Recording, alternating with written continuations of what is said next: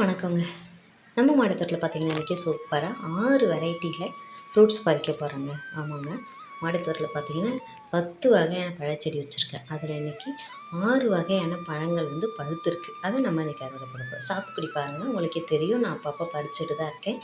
இது பார்த்திங்கன்னா சுற்றியும் பார்த்திங்கன்னா அப்படியே நிறைய பழம் இருக்குதுங்க. இதில் பழம்னா கொஞ்சம் நான் அப்படியே லைட்டாக எல்லோவானால் மட்டும்தான் பறிப்பேன். இதெல்லாம் காயாக இருக்குது இல்லைங்களா, அதனால் இதை விட்டுட்டு கொஞ்சம் லைட்டாக எல்லோ இருக்கிற மாதிரி தான் நாங்கள் அறுவடை பண்ணுவோம். இன்றைக்கி பார்த்திங்கன்னா இதில் ஒரு 2-3 சாத்துக்குடி நம்ம அறுவடை பண்ணிக்கலாங்க. அது பாருங்கள், சூப்பரான சாத்துக்குடி, நல்ல பெருசு பாருங்கள். நம்ம கடையில் வாங்குறத விடவே இது நல்லா பெருசாக இருக்குதுங்க.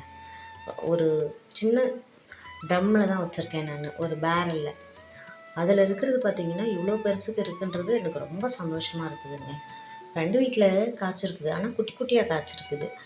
அப்போ இது எவ்வளோ பெருசாக இருக்குன்றதை பார்க்கும்போது மனசுக்கு ரொம்ப சந்தோஷமாக இருக்குதுங்க. 2 பழம் போட்டால் போதும், ஒரு டம்ளர் ஜூஸ் வரும். அந்த அளவுக்கு பார்த்திங்கன்னா பெரிய பழமாக இருக்குதுங்க, சூப்பராக. அப்புறம் இதையும் இன்றைக்கி அறுவடை பண்ணிக்கலாம். இது பாருங்கள், இது லைட்டாக எல்லோவாக ஆக ஆரம்பிச்சிருச்சு பார்த்திங்களா. இது அப்படியே பழுத்துரும். இன்றைக்கி நான் அறுவடை பண்ண 3 பெரிய பெரிய சாத்துக்குடிங்க. எவ்வளோ சூப்பராக இருக்குது பாருங்கள். இது மாதிரி நம்ம மாடித்தோட்டத்தில் நமக்கு பழம் கிடச்சிதுன்னா எவ்வளோ சந்தோஷம். அதுக்கப்புறம் பார்த்திங்கன்னா செரி பழம் பார்த்திங்கன்னா அணில் வௌவால்லாம் வைக்கவே மாட்டேங்குதுங்க. அவங்க அப்படியே சாப்பிட்டாங்க. அதனால் அந்த வலையை போட்டு விட்ருக்கேன். இப்போ அப்படியே கொஞ்சம் கொஞ்சமாக பழுக்க ஆரம்பிக்குது நிறையா. அதனால் சரின்னு சொல்லிவிட்டு நான் வலை போட்டு விட்ருக்கேங்க. ஃபுல்லாக சாப்பிட்டாலும் பரவாயில்லைங்க, அவங்க வேஸ்ட் பண்ணுறாங்க. அப்படியே கடிச்சு வச்சுட்டு போயிடுறாங்க. அதை நம்மளும் சாப்பிட முடியாது, அவங்க திரும்பியும் அதை சாப்பிட்டுட்டாங்க.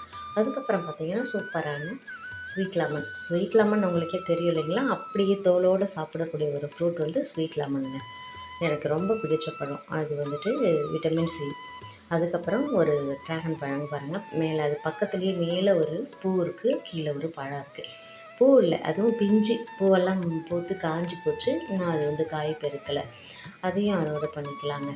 ஏன்னா இது நல்லா பழுத்துருச்சு பாருங்கள், சூப்பராக இருக்கு இல்லைங்களா. அந்த பழத்தையும் இன்றைக்கி அறுவடை பண்ணிக்கலாம். அதுக்கப்புறம் பார்த்திங்கன்னா எப்பயுமே நிறைய மெல்பெரி, இப்போ தான் சீசன், நிறைய கொட்டி காய்க்கிது. இவ்வளோ கொத்தாக இருக்குதுங்க காய். அதுக்கப்புறம் பார்த்திங்கன்னா ஒரு நல்ல மாம்பழம் பறிச்சுக்கலாங்க.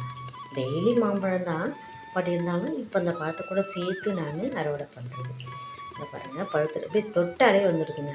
ஏன்னா மரத்துலேயே நல்லா பழுத்துருக்குங்க. அதுக்கப்புறம் பார்த்திங்கன்னா இந்த பாருங்கள், இது மாதுளம்பழம் இன்னும் பழுக்கலைங்க. இருக்கிறத உங்ககிட்ட ஷேர் பண்ணிக்கிறேன், அவ்வளோதான். அது இன்னும் பழுக்கலை. நான் அது கொஞ்சம் நாள் ஆகும், காயாக தான் இருக்குது. அதுக்கப்புறம் அத்தி பாருங்கள், அத்தியும் காயாக தான் இருக்குது.